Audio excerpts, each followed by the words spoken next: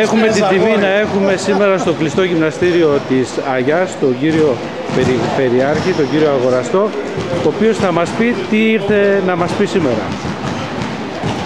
Είχαμε μια μεγάλη συζήτηση και με τον Σύλλογο, αλλά με τον Δήμο της Αγιάς, με τον Δήμαρχο, τον Πρόεδρο, τους Αντιδημάρχους, για το θέμα που υπάρχει εδώ ένα σοβαρό πρόβλημα, ότι σε ένα ωραίο γυμναστήριο δυστυχώς δεν υπάρχει παρκέ. Και ξέρετε ότι σήμερα το παρκέ δημιουργεί καλύτερες συνθήκες άθλησης, λιγότερων τραυματισμών, αλλά και ανεβαίνει το επίπεδο του αθλήματος. Κάναμε προσπάθειες και καταφέραμε μέσω του προγράμματος δημοσίων επενδύσεων της Περιφέρειας Θεσσαλίας να εξασφαλίσουμε το Δεκέμβριο χρήματα. Το εντάξαμε στο πρόγραμμά μας.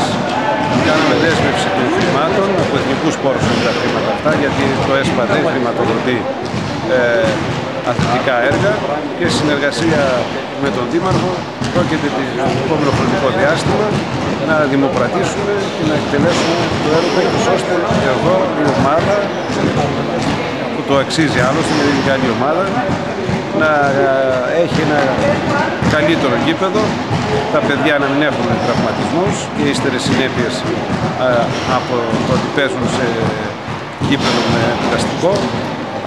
Θα προλάβουμε καθόλου του σεζόν φέτος? Θα εξαρτηθεί, θα συνοηθούμε. Εμείς θα κάνουμε τα δύο δυνατά, δεν ξέρω κατά πόσο συμφέρει το Σύλλογο να γίνει μέσα στην αγωνιστική περίοδο ή μετά. Πάντως είναι εξασφαλισμένη η πίστοση. Αρκεί να γίνει και ας είναι μέσα στην περίοδο, θα τα βολέψουμε.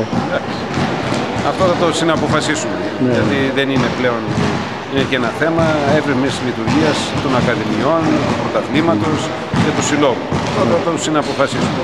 Εντάξει, ευχαριστούμε πολύ. Εγώ ευχαριστώ. Εκ μέρους του Δημάρχου είναι και ο σύμβουλος εδώ, ο Γιάννης ο Αργυρούλης.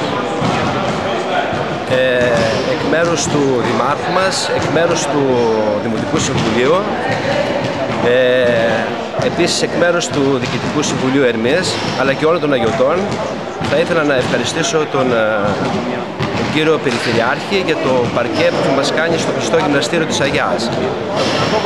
Γνωρίζω πολύ καλά ότι ο κύριος Περιφερειάρχης έχει μεγάλη ευαισθησία για θέματα αθλητισμού, αλλά και όχι μόνο.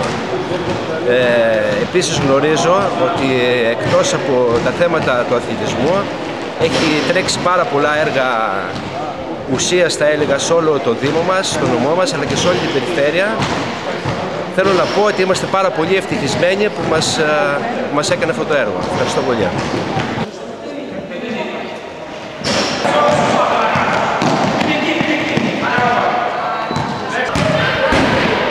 Κύριε Πρόεδρε του Ερμή, ακούσατε αυτά που είπε ο κύριος Περιφερειάρχης.